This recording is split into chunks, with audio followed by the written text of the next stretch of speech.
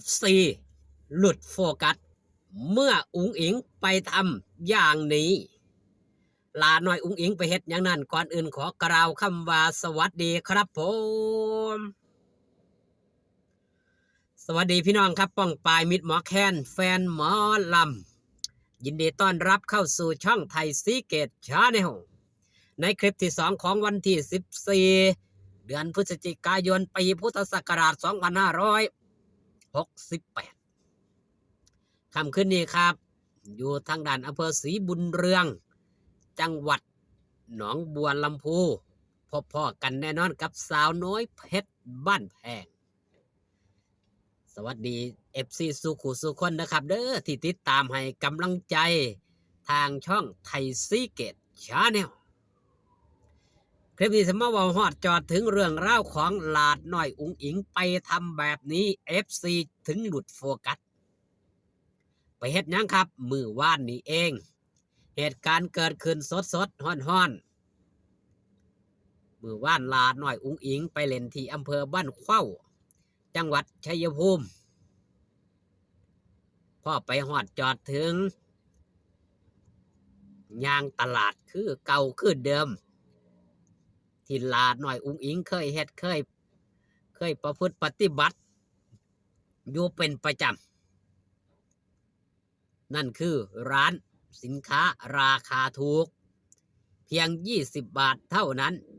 พี่น้องหลุดโฟกัสครับลาหน่อยอุ๋งอิงไปจ่ายสินค้าตามภาพที่ได้เอาขึ้นในพี่น้องได้เบิ่งครับนี่คือซุปตาติดดินของจริงของแท้ที่ไปหาตามห้างสรรพสินค้าดังๆนี่หาได้ยากโดยแท้แต่ตาย่างหาตามตลาดตามงานนี่พอแน่นอนครับเพราะว่าถ้ามือหยุดมือเศร้าบางเตือบางที่ก็ไปตลาดนัดคลองถมถ้าไปตามงานกับไปมีตลาดก็ตามที่พี่น้องได้เห็นได้เบิ่งได้แย่งครับทางช่องเสียนนท์เสี่ยวบอสโจลาน้อยอุ๋งอิงมักจะซื้อใช้ของใส่แนวมาประดับต้นประดับโตนี่ละบ่ว่าจะเป็นกิฟบ่ว่าจะเป็นโบบ่ว่าจะเป็นกล้องผมหลายสิ่งหลายอย่างหลายแนวที่ลาน้อยอุ๋งอิงมักจะใช้จ่ายหาซื้ออยู่เป็นประจำเป็นภาพบรรยากาศเฮาสิได้เห็นว่านี่คือซุปตามหาชนถึงแม้ว่าซื้อเสียงเลี้ยงน้ำสิหูจักกันทั้งประเทศทั้งในและนอกประเทศก็ตามแต่การกระทำตนลาน้อยอุ๋งอิงก็ยังเป็นเพชรชาวดินคือเก่าคือเดิมบ่ได้มีเปลี่ยนแปลงสำหรับนิสัยใจคอลาน้อยอุ๋งอิงนี่คือซุปตาติดดินของจริงของแท้แห่งยุคปัจจุบันบ่ต้องไปกินหรูบ่ต้องไปอยู่แพงบ่ได้ซื้อของแบรนด์เนมเพราะยังครับ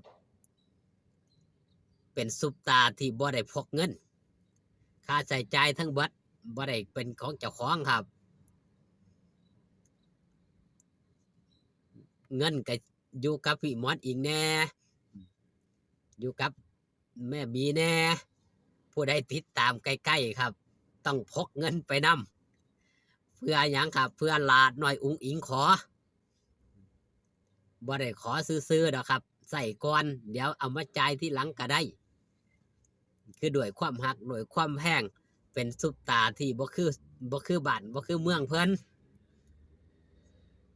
ปกตินี่มีชื่อเสียงเรียงน้ำขนาดนี้นี่พี่น้องก็สิเห็นได้หลายผู้ได้หลายคนในแวดวงการหมอลำเอาเสียนมีกระเป๋าเป็นของเจ้าของแล้วใส่ใจเป็นของเจ้าของเบิดสู่สิ่งสู่อย่างแนวบ่ต้องไปขอแม่แต่ลาดหน่อยอุ๋งอิงบ่แม่นแบบนั้นก็ยังว่าซุปตาบ่คือบ้านคือเมืองเป็นซุปตาที่ยังครับที่ยังคงใช้ชีวิตคือเก่าคือเดิม นั่นคือขอเงินแม่ไส้ขอเงินพ่อไส้ผู้ใดอยู่ใกล้ผู้ใดใกล้ชิดสนิทสนมหลาดน้อยอุ้งอิงก็สะขอก่อนเพราะว่าเจ้าของบ่ได้พกเงินพกคำนอกจากเงินที่แฟนคลับ FC ยืนมาให้ย่านได้มีไผเก็บนั่นละหลาน้อยอุ้งอิงจังได้หยิบจังได้จับได้บายนั่นคือสิ่งที่เฮาได้เห็นจังว่าแฟนคลับ FC หลุดโฟกัสในเมื่อหลาน้อยอุ้งอิงเข้าไปในร้านสินค้าราคาถูกวิถีชีวิตของซุปตามหาชนแห่งยุคลาน้อยอุ้งอิงถือว่าเป็นอย่างครับเป็นศิลปินยืนหนึ่งในเรื่องใดแน่จังใดจังว่ายืนหนึ่งบ่ได้ยืนอยู่ผู้เดียวโดดเดียวได้ครับแต่ยืนหนึ่งในใจแฟนครับ FC มิตรหมอแค้นแฟนหมอลำที่ยังหักยังแพงยังคงเหนียวแน่นกับความหักความแพงยังคงยืนหนึ่งในเรื่องคุณงามความดีที่ได้เฮ็ดที่ได้ทำที่ได้สร้างที่ได้ก่อยังคงยืนหนึ่งในการใช้ชีวิตวิถีชีวิตแบบคือเก่าคือเดิมบ่เปลี่ยนแปลงด้วยวัยซ้ำนี้อายุอานามในการเข้าวงการซ้ำนี้หาโตจับยากในยุคปัจจุบันที่สีโด่งที่สีเด่นสีดังขนาดนี้ในแวดวงการของหมอลำถือว่าเป็นหนึ่งเดียวแห่งวงการหมอล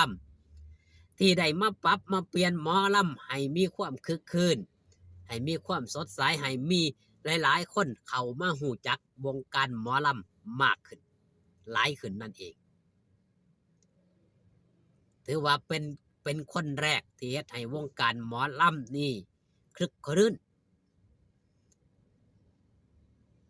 ตั้งแต่มาหอดงานเฮาก็สิได้เห็นแล้วแฟนคลับ FC ก็ได้เบิ่งได้แย่งแล้วนี่คือความแตกต่างที่ศิลปินคนอื่นๆยังบ่มี